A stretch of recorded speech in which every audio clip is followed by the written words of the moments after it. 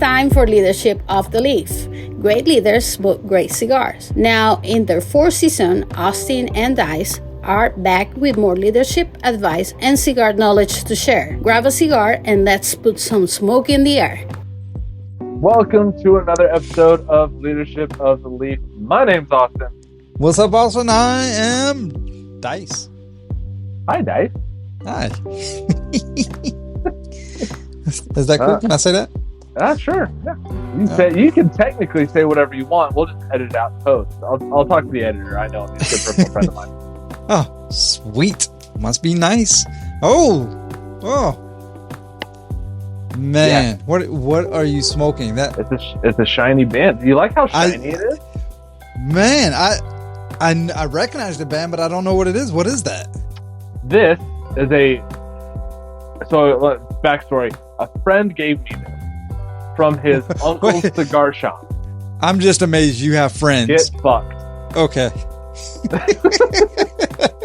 But it's a short run exclusive to this cigar shop, and it is a Grackle short run by Blackbird Cigar Company.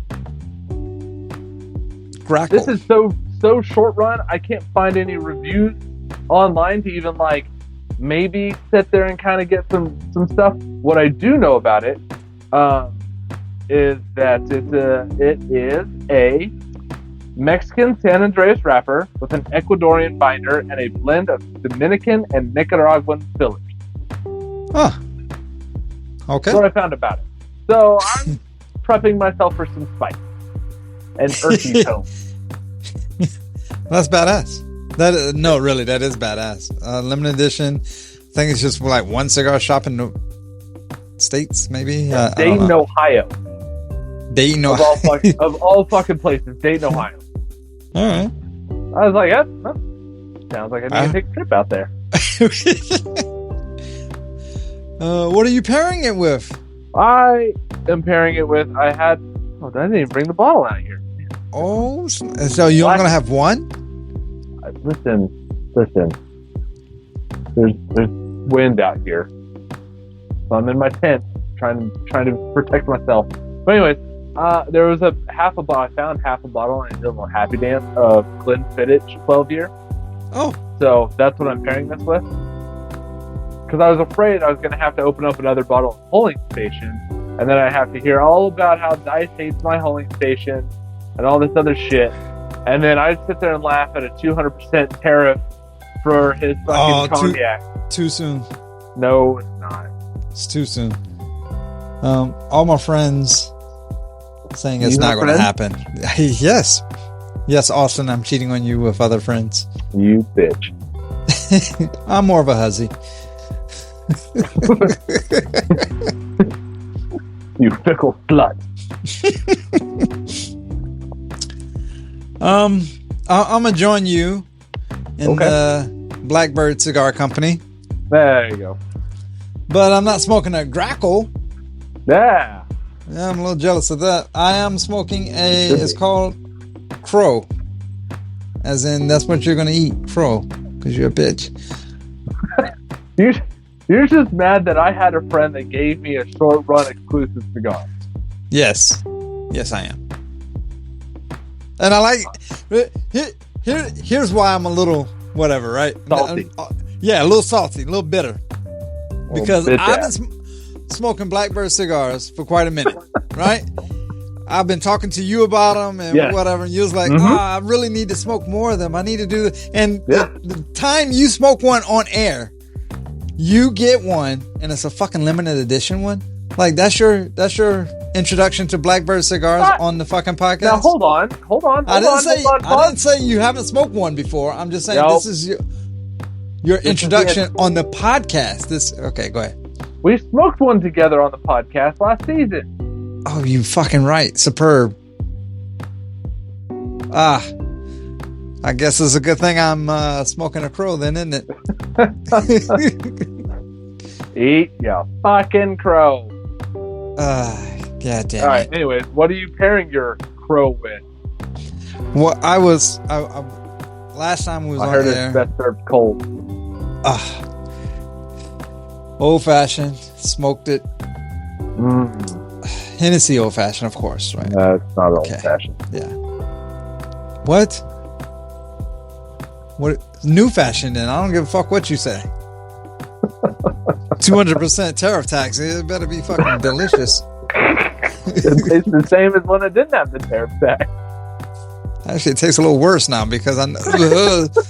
You know how much it's. If that goes through, all the Hennessy I drink from that point forward will always be neat. Oh yeah, it better be, and you better start like you run out to the store and buy up all you can before it fucking goes up. I'm ration it. Someone at work said you should buy a box, and I was like, there's someone at my house that would not allow that to happen. That only makes sense though. Yeah. Yeah. That's that. Yeah. What's that? Huh? Huh? That sucks to be you? No. Yeah. All right. Yeah, it does. To our listeners. Well, I got to our listeners. If there is a drink out there that is comparable or will put me at ease until this tariff thing ends, please announce to the class something I can enjoy when the Hennessy price goes up. Anybody but Austin, because he has terrible taste. Me? Terrible taste. Hold on. Do you even know what I was going to suggest? No, I don't. If it's Crown Royal, then that's another tariff too. So. No, that's Canadian whiskey. That's not a cognac. I was going to suggest a whiskey. Okay. I don't think it's comparable to Hennessy, but it tastes really good, and I know that you like it. So I was going to suggest Redbreast. Isn't that Irish? Ooh, it is. Yep. Never mind. Yeah, you're right. Yeah, it's all of Europe. Yep. And the article I read specifically listed France. So get your fucking wine, bitch. Better drink that California wine. Oh man. All right. Anyways, what are we talking about? We're talking about practice. We talk about savings with a capital one. We're talking about the game.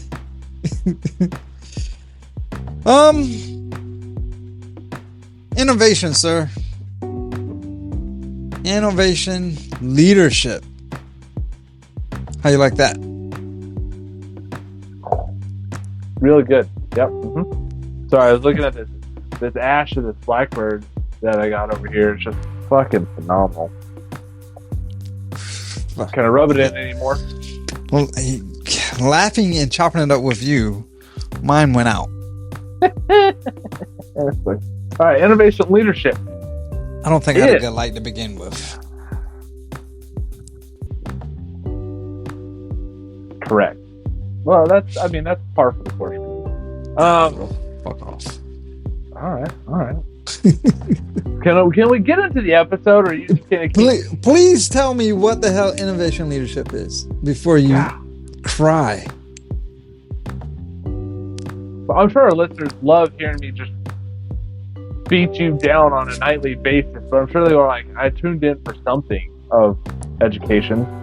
They tune in because they want to know what innovation leadership is about. What are you doing? Well, it's a philosophy. I don't know if you know that. It's a philosophy and technique that combines different leadership styles to influence employees to produce creative ideas, products, and services. And a key role in the practice of innovation leadership is the innovation leader, obviously. Right. That only makes sense because it makes sense. Yeah. As you said, it integrates a lot of different leadership styles, right? It wants to focus on that whole idea of collaboration, competency, the ability to be creative in the workplace, like just the overall, like a think tank process of leadership, He's drunk already, ladies and gentlemen. Just saying. I'm not slurring. Yeah, it capitalizes on the employee's creative potential, right? So you got to inspire and guide those employees to develop that essential skill, or the essential skills, I should say, to improve the company's performance. This is like taking risk, right? If you don't take risk, you're going to stifle innovation. I get it. Risks are scary. Risks fail. Got it. But if you're not failing, you're not trying.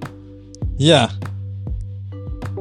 Well, when I think of the innovative leader, right?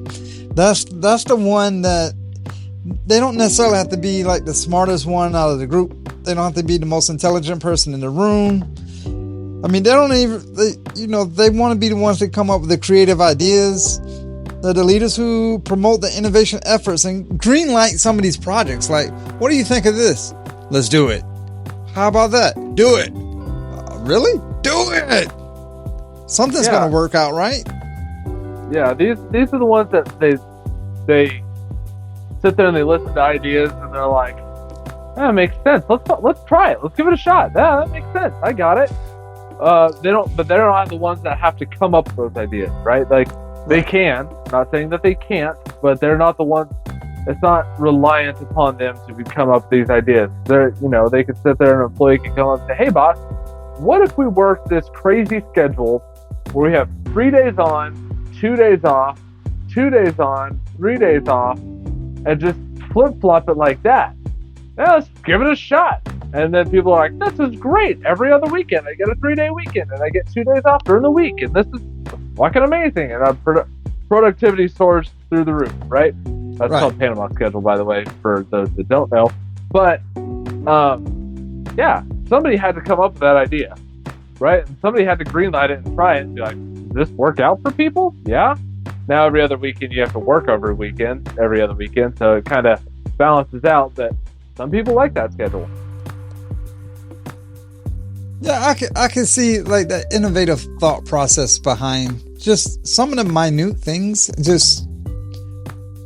I just love that idea. Let's give it a try. What's the worst that can happen if we try it? The Panama schedule, did it work? Did it not work? Try it for a month and then go, okay, no, yes, maybe. Corporate office doesn't really work on the weekend.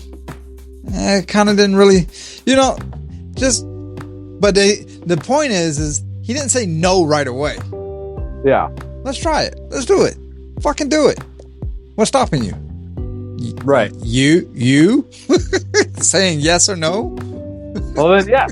But, I mean, it may not work for like office workers, right? Or salespeople or corporate kind of structures because everything's closed on the weekends, right? So it may not work for them, but for like the warehouse workers or, mail delivery people or maintenance people or something, maybe that shift works where they're open 7 days a week. So it gives them a chance to have every other weekend, a 3-day weekend, and a couple days during the week with their family. Like that can work out, right? So it doesn't work in every situation. Balance. Yeah, it doesn't work in every situation, but it works in some situations. The reason this is so important is it really promotes innovative thinking, because if you're stuck to, well, this is the way we've always done it, which is my fucking pet peeve of a phrase, it drives me nuts. This is the way we've always done it. I don't give a shit. So you haven't updated your thinking since 1950? Fuck off. Like, look, that's what drives me nuts about this return to the office initiative from all these companies. It drives me nuts. Why? What has your productivity dropped off since people have been doing remote work? No. Okay, so then why make them come back to the office? I don't have full control or sight over whatever you're doing, and I like seeing you guys. No, get fucked. There's not a reason. Here's the reason. Here's the reason. Are you ready for it? You ready? Yeah. Yep. I sign the front of your check, and you sign the back of it. Not a good enough reason. All Well, then you can find someone else to sign the front of your check. 100%. I'm not saying that's not what they're doing, but I'm saying you get what I'm getting at. Yeah, I know. Yeah. And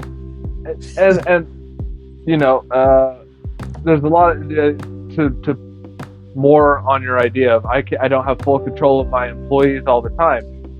Yeah. I get where people are coming from, but that's where you can there's tracking software for how long this employee's been logged on to the company software. You see their productivity. You got to rely upon I know it's a scary word, rely upon your managers to manage their fucking team.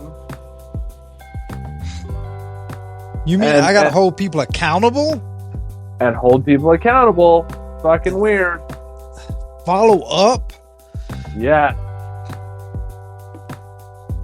You're trying to make me earn this paycheck, aren't you? Yeah.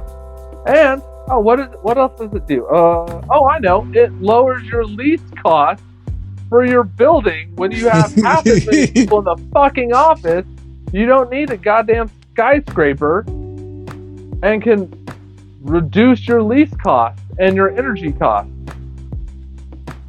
Yeah. Well, the innovation thinking enhances corporate culture, which you're preaching right now, and amplifies the effort of every individual in achieving success. So whether I'm in a cubicle in an office, I guarantee you I will be more innovative at home. I work in Cubicle City, right? I have 5 people around me at all times, if not more. And I got more done when I was working from home than I do in the office 9 times out of 10. Why? Because I'm not going up to the water cooler. I'm not taking a stroll around the building to just get away from my desk. I'm not like, let me go to the bathroom, and then on the way back I'm gonna stop by Johnny's desk and BS with him about how bad the Brooklyn Nets are doing, and then I'm gonna go talk to Billy about how good the Thunder are doing, and anything like that. You hear this? Huh? I hear you. I got you. But I don't have that, right? So right. But I could turn on SportsCenter behind me, or in my living room, sit there and type a memo out while I'm listening to fucking Stephen A. Smith or some Kendrick Perkins or some shit. Yell about whatever's going on. All right, memo's done. Here you go. But it also allows the individuals at all levels to kind of take ownership of those innovative processes, right? That are the building blocks for success. They get to sit there and they be involved with their day-to-day life, their processes. Let's take ownership of it. And when people take ownership of things, they tend to guard them a little bit more and be a little bit more invested in them. Yeah. And the more ideas are produced, the more the employees are engaged, right? Like, because they're owning those processes. Well, it increases the confidence of employees. Like, no, this idea is stupid. I'm not going to say anything. No, everyone is kind of open forum. I have the confidence I can say this out loud, and then everyone says that's stupid, and then I'll be quiet again. But the innovative leader will bring stuff like that out of people, so they can, say their ideas out loud. Who knows? It could be the next iPhone. What I would love to hear you communicate about is your first third. I want to see if you're confident in your first third. I am very confident in my first third. I've smoked this quite a few times before. The first third always starts off with a slightly like chocolate, but it's not like the chocolate chips you get in the cookie. It's like the semi-sweet ones or whatever. It's okay. Whatever. It's a somewhat sweet chocolate flavor profile. Almost like a cacao powder almost. Cacao, yes. With a hint of, I want to say cedar there's like a touch of cedar there, just to let you know that, motherfucker, you smoking a cigar. Don't forget you smoking a goddamn cigar. Okay. But what I am curious is of, because you're rolling in this totally unbiased, so spill the tea, homie. I was waiting for you to like finish your thought there, because you just kind of kept pausing randomly. Anyway, so I'm trying to figure out what kind of pepper. There's a spice there. I want to say black pepper. There's a little bit of cedar mixed with leather in there. And it's blending really well, because it's not, the cedar's not overpowering. Like the spice has kind of tamped that down, and the blend of leather and cedar together really makes it pretty solid. I will say this cigar is burning a little wonky on me. It's not bad. Like and it could just be the wind out here. So I'm just touching it up a little bit here and there. It's not bad by any means. It's a very good, delicious cigar. It's just burning a little wonky. Had I purchased this, I would definitely have purchased 2.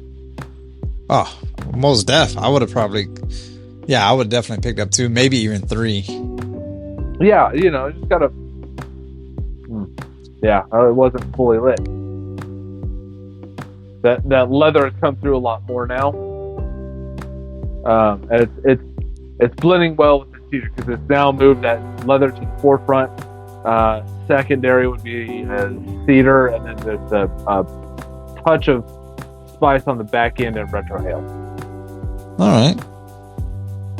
But I mean, it's Dominican and Nicaraguan filler, right? So I kind of expect a little bit of spiciness, especially with an Ecuadorian. I think I said Ecuadorian binder and a San Andreas wrapper. So yeah, that's all flavor notes that I would associate with those tobaccos.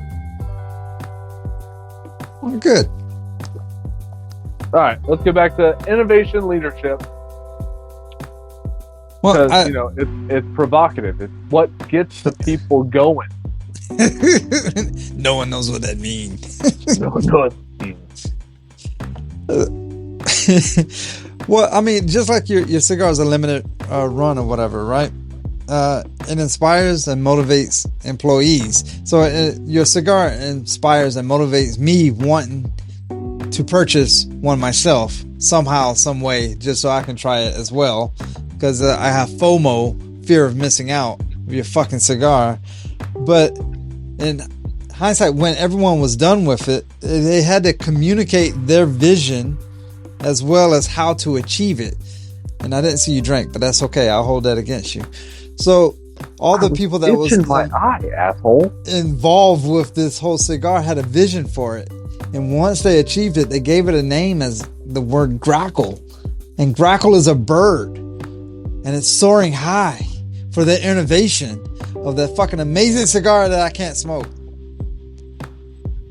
Are you done? I'm going. Okay. Maybe you need to focus on the bigger picture and how to achieve those long-term goals of smoking a grackle. Yes. I'm going to Dayton, Ohio. Fly out here. I'll pick you up. We'll drive out to Dayton together. We can smoke one in their lounge. I saw the pictures of the lounge. It looks beautiful. Looks fantastic. Maybe we'll do a live episode out there or something. Anyway. Yeah, to get this, you got to be open to feedback, right? You can't be that crusty old dude or gal that's just like, no, we're not. Oh, you. Okay. I'm the crusty old dude. Yeah, I was. You had your hand raised. I didn't want to, Crusty old dude. Raising my hand. Over. Yep. You are crusty. And old. Dude. But. Can I continue? Yes. If you may. Yeah. If I may. Yeah, you got to be open to the feedback. You can't just sit there and be, no, we're doing it my way, and if I didn't come up with it, it's not a good idea type situation. You got to have team members that actively participate. They have the ability to actively participate in the plans, and you got to maintain that space that's welcoming and allows individual creativity to flourish. Because if you don't have that, you're not getting your most innovative ideas. You're getting what people think you want to hear. And oftentimes, I think even you and I were together before, where it's like we ask some of the younger guys a question or whatever, and before they answer, we're like, stop. Don't tell me what I want to hear. Tell me what you actually think. Tell me what you are thinking. Don't tell me what I want to hear. I already know what I want to hear. I want you to tell me. I do that with my my kid all the time. I'll ask him a question and he'll like kind of stop and then he'll say something like a question, and I'm like, is that a question or is it a statement? He's like, oh, it's a statement. I'm like, okay, is that what you think I want to hear right now? And he's like, yes. And I'm like, no, I don't want to hear that. I want to hear what you were actually thinking. Like, what was going through your head at that exact moment? I don't know. That's fair? At least you got words. I normally get the shoulder shrug, like, oh. I don't read sign language. You're going to have to actually speak to me. Yeah. Oh. I hate talking to Dad. Yeah. So, I don't know. I'm like, all right, great. Well, let's figure it out because I want to know what you were thinking. Why did you make this decision? Let's break it down. I'm not saying you made a bad decision or a good decision. I want to know how you came to that decision. Just want to know what. I just want to know the thought process. I want to see the bigger picture that you saw. Yeah, exactly. And then once I see the bigger picture, then I can kind of start steering that ship. If I start just making minor adjustments based on what he tells me, it doesn't go in. But it takes a certain type of characteristic to enable and promote innovation processes. Those attributes really make a leader kind of different and unique from other leaders. Not everybody can do this. Let me rephrase that. Not everybody has practiced this to where it becomes second nature. Yeah. If that makes sense. Well, it's one of those characteristics that you have to be comfortable, and I really mean that. You have to be comfortable with taking risk. Innovator leaders normally they have this high risk tolerance. They know how to take up new concepts that are applicable for what they're trying to do, and they really, really do their homework on it beforehand. Like, I don't really have a great example, but I'm pretty confident. Like before the iPhone was invented, I mean they had the what's the thing that played music? iPod. Okay, so they had the iPod, and that was out for I don't know how many years before iPhone was even thought of. So I'm pretty sure someone had to be like, you know what? What if you can use your iPod to make a phone call? And I'm pretty confident that they had to do some, a lot of detailed work and orientation to figure that out. But it was a high risk at the time. Well, yeah, because, listen, I was one of the people that had something other than an iPod, and then I got an iPod for Christmas after they were video iPods, where you got to watch a video on the tiny-ass fucking iPod screen.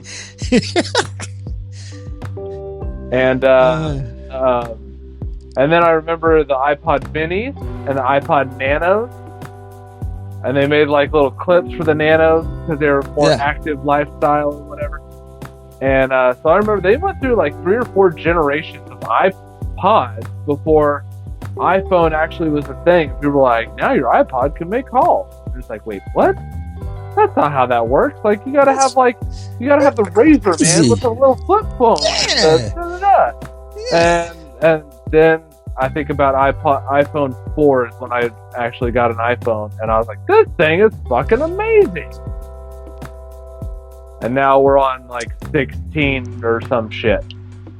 16 talking about 17 with 18 in the shadows. Yeah. Yeah,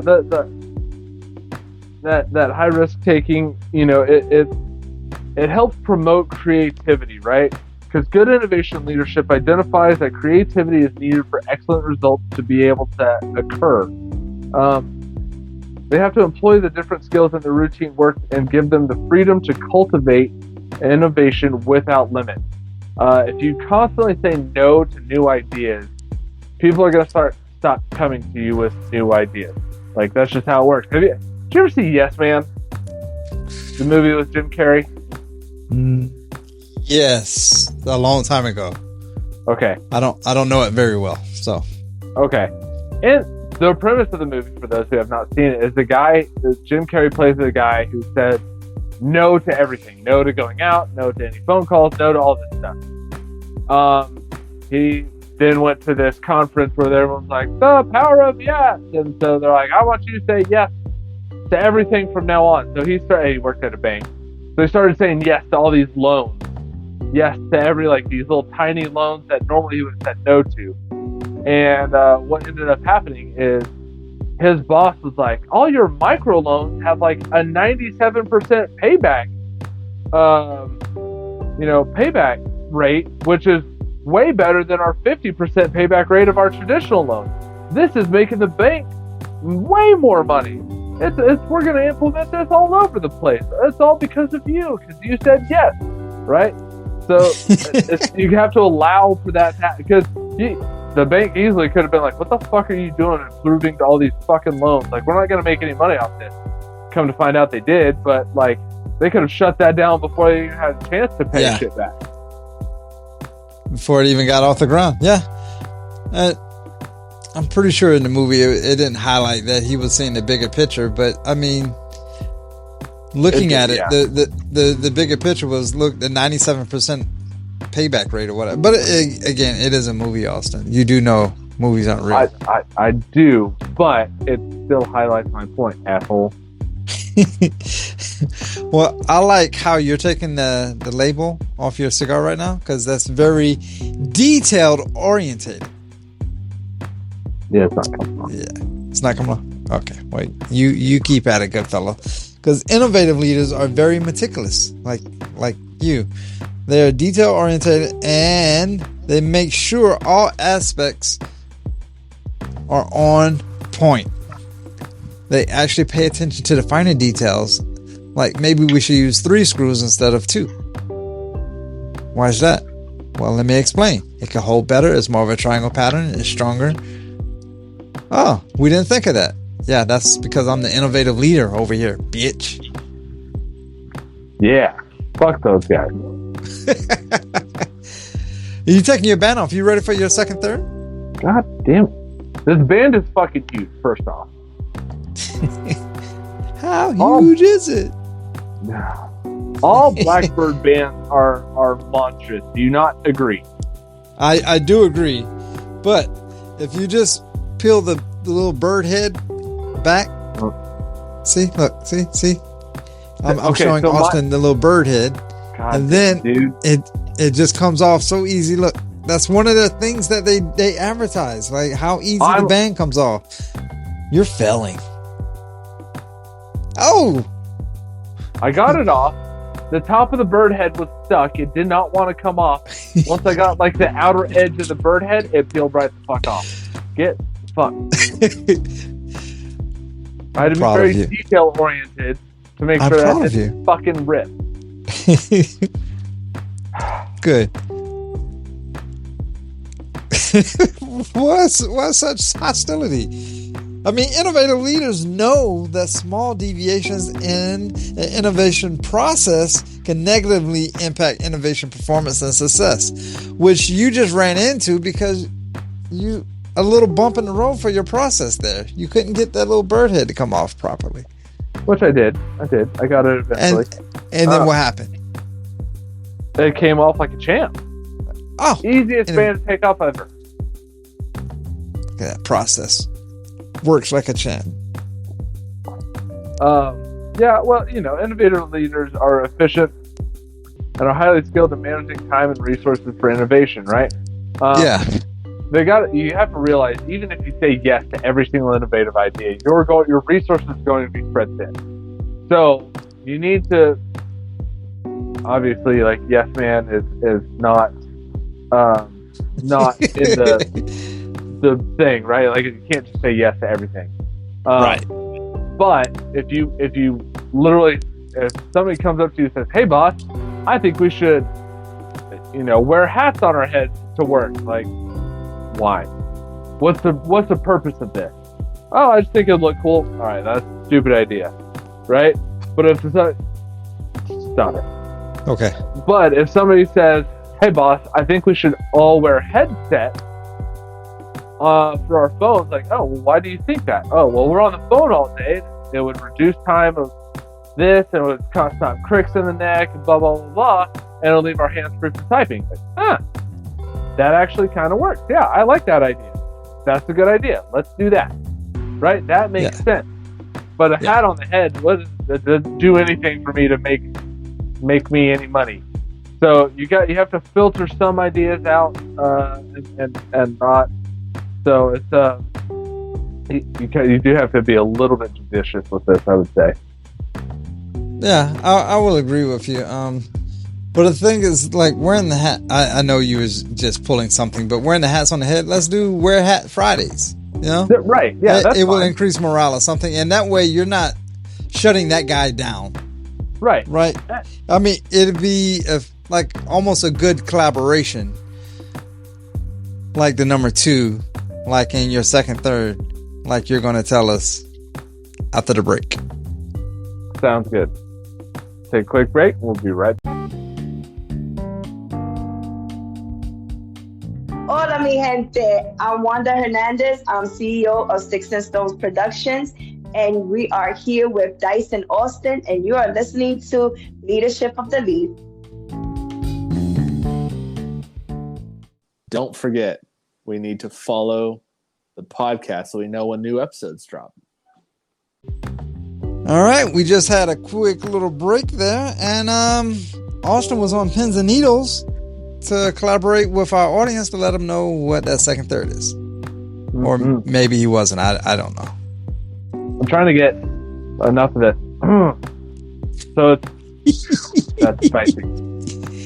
It turned spicy. In the last 3 puffs, it's turned really spicy. It's good. It's good spice. It reminds me of like a Cajun spice.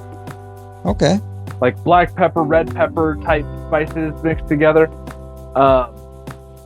And the leather and the cedar's gone. The leather's moved to the background. But there's a creaminess. It's like a creamy leather, which sounds really weird when I say it, but it's like a spicy, creamy leather. Okay. You describing it just real quick, it reminds me of a few things, right?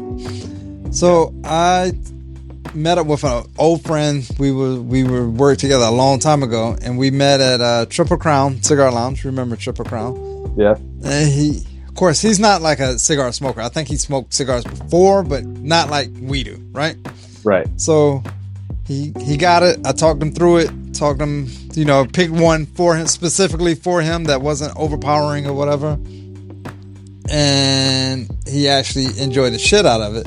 But the reason why I brought it up, because you said the creaminess, if you bite on where you cut, if you just bite just a little bit, it'll open up that draw a little bit more. And that you saying yours was like a creamy leather. So if you was to bite on a little bit more, it's possible that you can get more leather than creamy, or however, because it kind of opens up that passageway just a little bit more. And that helped him out a lot, actually.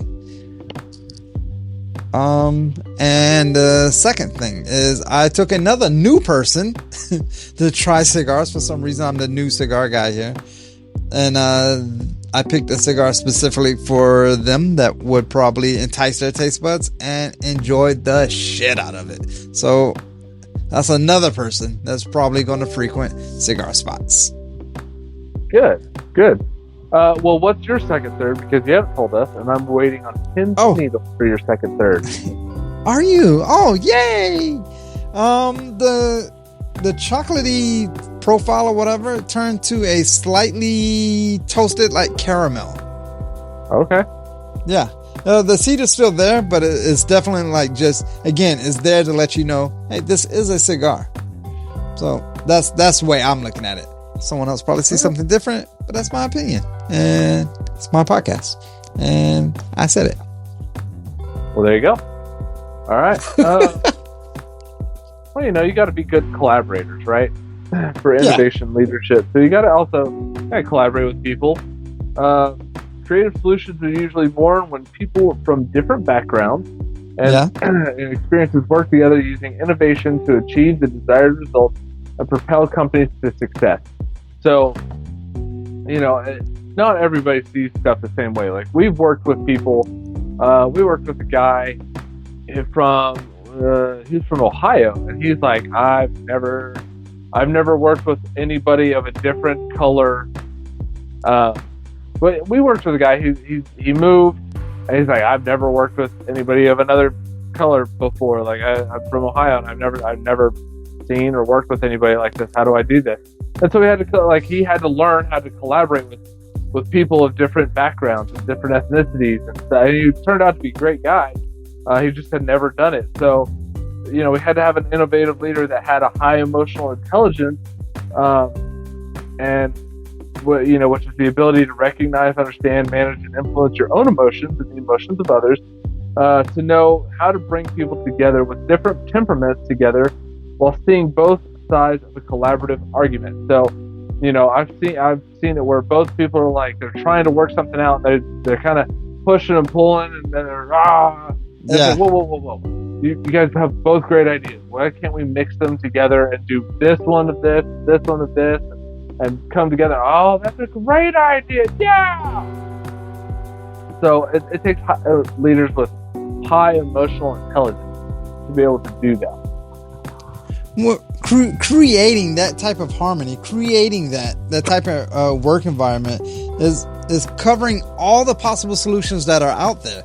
Because if you just only have vanilla type people that all see the same thing, or you have these motherfuckers that just want to tell you what you want to hear, you're not going to have that innovative, that creativity or anything of that sort. So you're just going to be a run-of-the-mill type situation, because innovative leaders aim to make the innovation process as smooth as possible by combining those different expertise, not the yes men, as you were saying earlier. It combines those expertise and skills, the benefit, the development of these creative insights, these creative ideas, and these creative services to bring forth creative products. If everybody was the exact same, then you're not going to be creative. You're not going to have this innovation of fucking amazing. Right. They got to encourage the team members to gather creative ideas and welcome generational changes, right? Like, people in the 40s and 50s, if we showed them the idea of working from home, they'd be like, that would never work. Working from home would never no work. No way. You're like, well, yeah, but here's this new thing called Zoom or Slack or Teams or whatever it is, right? Like, whatever you use. And they're like, oh, wait, maybe that's a generational change. Those leaders want to leave a mark. They focus on creating a culture of constant innovation, believing that including everyone's ideas leads to the best new ideas, and they got to build that strong team where everyone has clear roles and responsibilities to help maintain a creative and open work environment. If you can do that, you're going to get the best out of everybody. You're going to get the best ideas because people are going to come together and say, hey, I have this new idea for this process, and what if we did this, and this?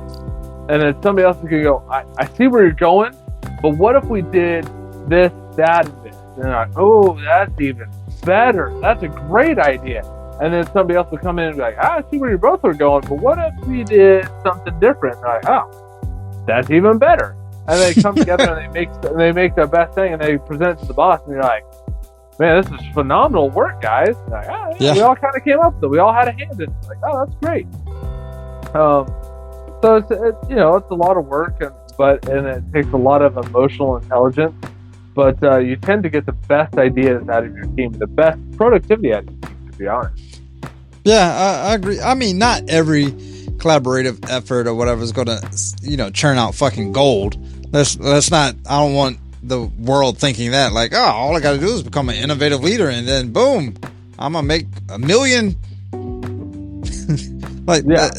It's not how that. It's not how that works. But right, you're gonna probably fail more often than you succeed. But again, like I said, if you're not failing, you're not trying.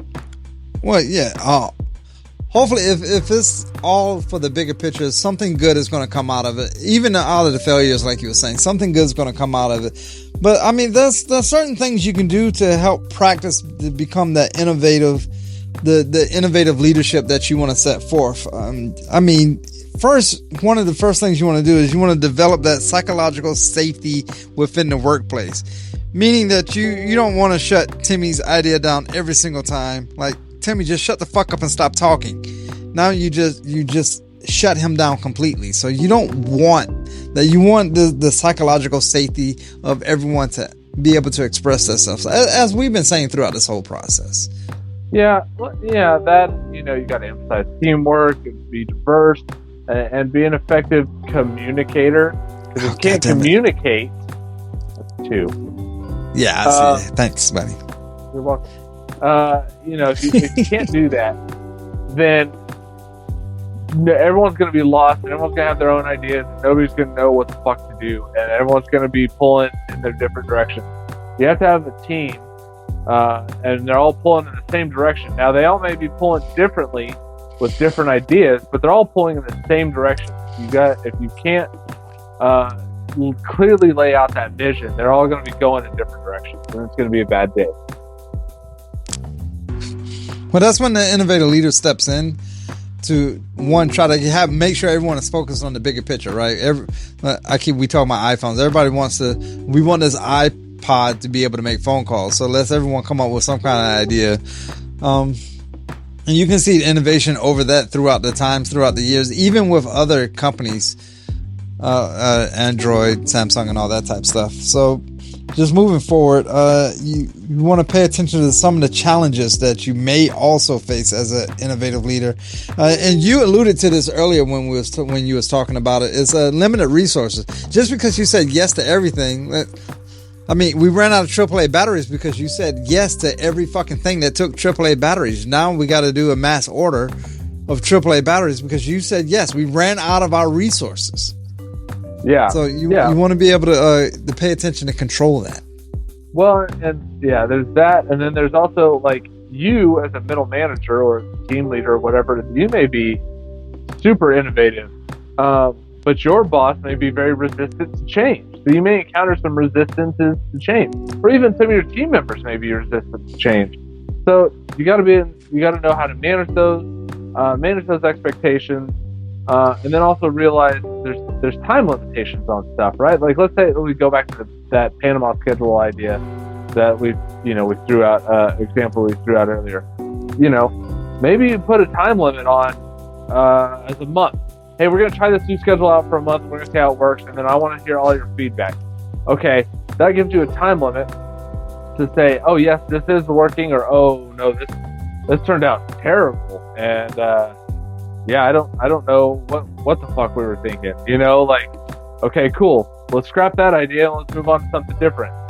There's certain time limits you got to be able to do, or maybe you have a project that's due in 6 months. You can't spend all of your time experimenting on different work schedules when you have a project due in 6 months. Like, you gotta buckle down and get the work done. Well, that's part of the whole aspect of being that innovative leader, because the time limitations, the resources, even the resistance to change and stuff like that. Innovative leaders are normally very detail oriented. So when it comes to that, like, I know I'll only have how much every time to get this accomplished, or I know that my team is diverse enough to make this happen. I know that they pay attention to these type details to keep the focus on plan A or plan B, which is to make plan A happen. They keep that focus moving that direction.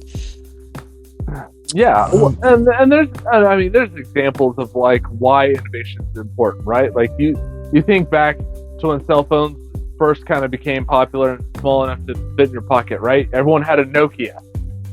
I remember. Yeah, those things were just one; they were indestructible. But Nokia didn't keep up with the time. So as soon as like the Razr came out, Sidekick. I remember that too. Yeah. Yeah, like eventually the iPhone, right? Like Nokia never really kind of kept up with the time, so they kind of got surpassed, and now you don't really hardly see any Nokia stuff. Look at Blockbuster, right? Netflix came out, and Blockbuster didn't adapt to what they said.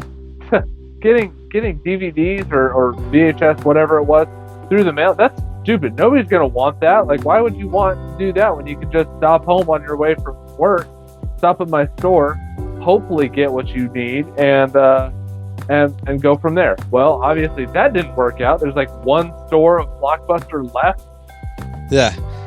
Clearly somebody didn't see the bigger picture in that. Yeah. There was no innovation at all. Right. I mean, there's other ones, right? BlackBerry, those used to be the thing to do business on. BlackBerries were the shit. Yeah, that was the business phone. And they definitely had the focus of, it's not broke. Why would we fix it? This is the way we always do it. Everyone uses this. We're not changing anything. And now Android and Apple are the dominant forces in the market. And and there's an app for that. Right? Like, holy shit. Like, you mean you tell me I'm not stuck with the software that's on the phone or the apps that are on the phone? So if I don't like Snake or whatever that you have on there, I could download different games? Like, hell yeah. Or I could download different maps, or I could download a different whatever. Like, fuck yeah, that's great. I love that. Yahoo even. Yahoo used to be huge. Huge Yahoo, right? Wow. Hey, that was the thing back in the 90s, and now you don't see anything Yahoo related. It's all Google. Yeah. Google, Gmail. I'm not trying to defend Yahoo. Not trying to defend them. So send your hate mail to somewhere else. But Yahoo is absolutely fucking huge in the Asian market. Google is not, Yahoo is. In the American market and maybe even the European market, Google is the shit. Yeah. Shit, there's even I don't know why. My office throws around an acronym that's Google, and they go, they're like, somebody asks a question that everyone just goes GTS. I'm like, what? What is GTS? Google that shit. Like, oh. Yeah, I've never heard someone say, man, I need to check that out on Yahoo. I'm gonna Yahoo it up. Yeah, exactly. No one ever. Yeah. So, there's other good examples of innovation, right? Like Netflix, we talked about. Man, Netflix started out as a mail company, and then they're like, hey, what if we just brought the stuff on demand, like a streaming service, where you don't even have to wait for stuff in the mail anymore? Oh, kind of like HBO. Yeah. But I mean, I say that in jest, kind of like HBO. But HBO's on at the time frame, probably not now. But HBO at the time frame was on a schedule. So if you wanted to watch, I don't know, White Man Can't Jump, you were looking like the TV guide and be like, oh shit, White Man Can't Jump is coming on HBO May 30th at 8 o'clock. I'm gonna watch it then. Whereas where Netflix comes into play and like, oh, I want to watch this, I'll just select it and I'll watch it whenever the fuck I want. I don't have to wait for it to be scheduled. Right, yeah. You can dig into that one. You can also dig into Meta. I mean, MySpace used to be huge. And then everyone transitioned over to Facebook. And now Facebook has grown into... Huh? Like, why? Like, what was the innovation behind that? Like, because MySpace and Facebook, they're not too different. If you break it down to the brass tacks of what they are, they were not too different. I think it was the fact that Facebook allowed you to share statuses. And you had a feed that all of your friends could see. So you had your feed of all your friends were doing. They checked in at this bar. They checked in over here.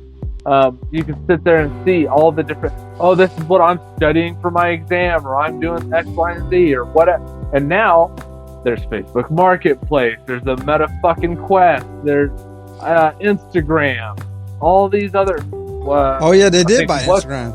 Yeah, WhatsApp I think is now a Meta thing. So it's all new, and so they diversified and innovated into new things. Whereas MySpace was like, you had your pictures of your friends, and then you had to go click on each individual friend to go see what they were doing. Whereas Facebook was like, here's one central page that gives you a list, and you can scroll through the list and see what your fucking friends are doing. And if you want to go see a certain friend, you can go search their name and go to their page and see exactly what they're doing or whatever status they just posted. And that was huge because MySpace didn't have a page where you could just sit there and scroll through and see what everybody was doing. Well, it seems like MySpace stopped their innovation process. Yeah. Because, I mean, they were right there. Dumb. That's the only friend I had. I don't know if I had a MySpace, not being funny. But it seems like they stopped the whole innovation process. It seemed like they got to a certain point and that was successful enough for them that they stopped growing. They stopped diversifying what they were doing as Facebook is now. It's not Facebook, it's Meta. Meta is like the parent company for Facebook, as where Facebook was the parent company, if I remember correctly. Yeah. Facebook was first and then Meta came into play. Yeah, exactly. What I want to know is what your final third is innovating.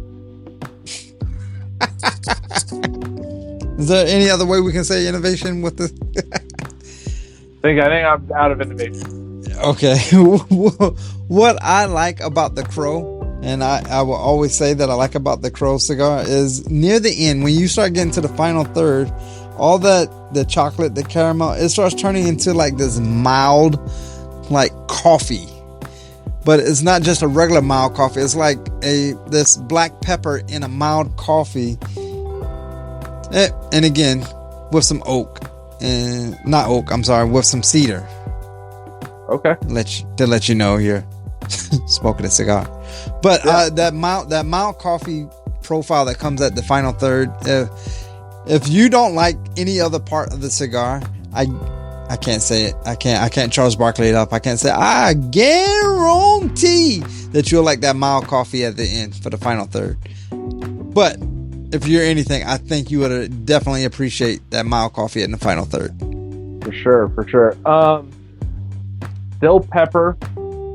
Creaminess has gone away and it's now a leather with a little bit of cedar. It's a very good cigar. Very, very good cigar. So I guess the final question would be, is it single, 5-pack, or box worthy? It's time to answer the question.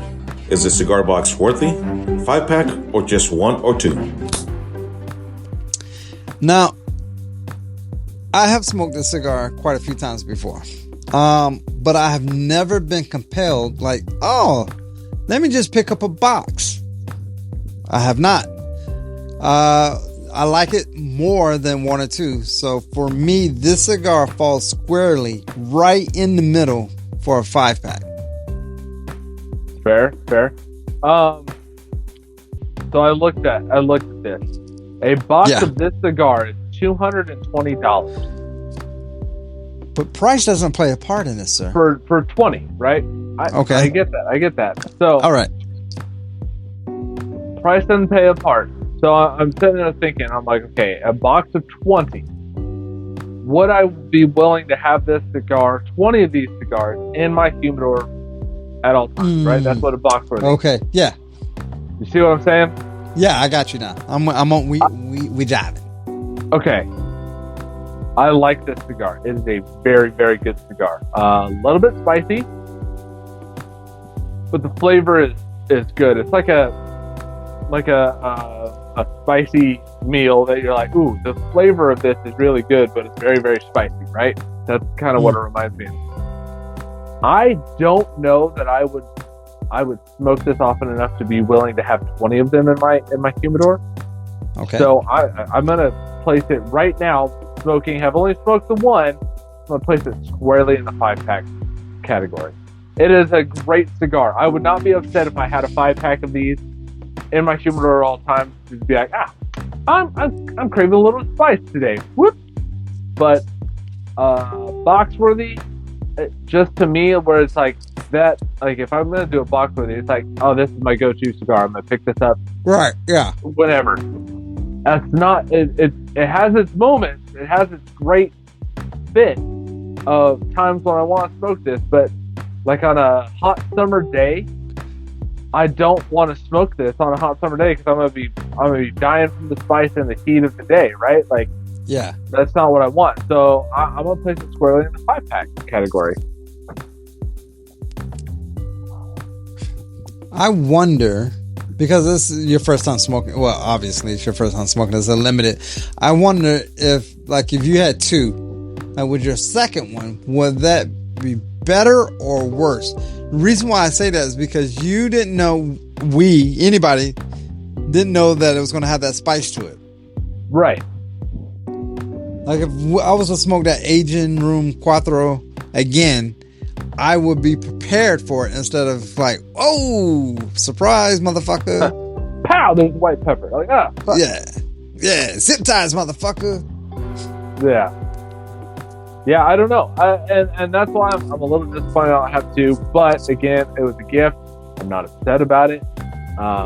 Very happy that I got to smoke this cigar. But yeah, I'm going to place it squarely in the 5-pack category right now. All right. Well, that does not sway me at all. I still want to fucking try it. Oh, yeah. I highly recommend this cigar. Don't get it twisted because I'm saying 5-pack. It's not a bad cigar. Like 5-pack. Yeah, no, doesn't mean it's 5-pack is cigar, good, right? Like, but I just can't see myself sitting there going, ooh, I have 20 of these in my humidor, and I'm fucking excited because I can pick that up anytime. No, I would rather have a 5-pack and go, ooh, I'm craving that right now. I'm gonna pick that up, and I'm gonna pick another one up on a 2-cigar night, and I'll be happy. Like. That's what I'm thinking of. Like, ooh, I have 5 of them. I could smoke one of these tonight. I'm gonna let you know something. I'm gonna let you know something, sir. Now, I hope you're paying attention. Okay. There are no bad cigars. Right. They're just better ones. Fact. Well, I like I said, I recommend this cigar. It's great. The ash is great. After I've kind of corrected the burning, which it could be due to the wind. And I don't know the previous storage history. I don't like I said, a buddy of mine, I think he got it mailed to him. I don't know how long it was sitting in his humidor for. All of these factors, I just don't know. So, but the ashes, I mean, if you look at that ash is like white. Like it's a good, solidly packed ash. That I'm not upset about it. Blackbird makes a good cigar. It's just, for the flavor profile, I just can't say Blackbird. Got it. I'm down. I'm still excited to fucking, if I ever find one. Maybe I get one off the black market somewhere. There you go. I don't know. But, I mean, I'm willing to give it a try. Blackbird, as we said before, you said, I said, I've always said it. I appreciate the cigars. They're really good. The construction. I don't think I've really ever had one. I was like, oh my God, this. I don't know if you remember. I smoked a Flamingo. Yeah. And it was like their Lancero one, and I was like, oh, I'm a little iffy, but no, it was phenomenal. Either way, we was talking about innovation leadership. It's a tool in the tool bag, a cog in the wheel, if that's the direction you need to go. Because sometimes you need to pull that innovation leadership out when you're gearing that direction. Innovation leadership is not something you want to use on a daily basis unless that's the profile that you need it for whatever position that you have. So I just want to talk about it. I was coming across, it was one of those industry buzzwords, innovation leadership. Maybe probably because of Tesla and all the other stuff that's coming out. But I hope this was insightful and helpful. Yeah, I think so. Mm-hmm. All right. Until next time, I'm Austin. All right, Austin, and I'm Dice. And great leaders smoke great cigars. Facts. Thank you for listening to Leadership of the Leaf. The comments and opinions expressed by the host and guests does not reflect the opinions of those that broadcast this show, nor does it reflect any of our affiliates.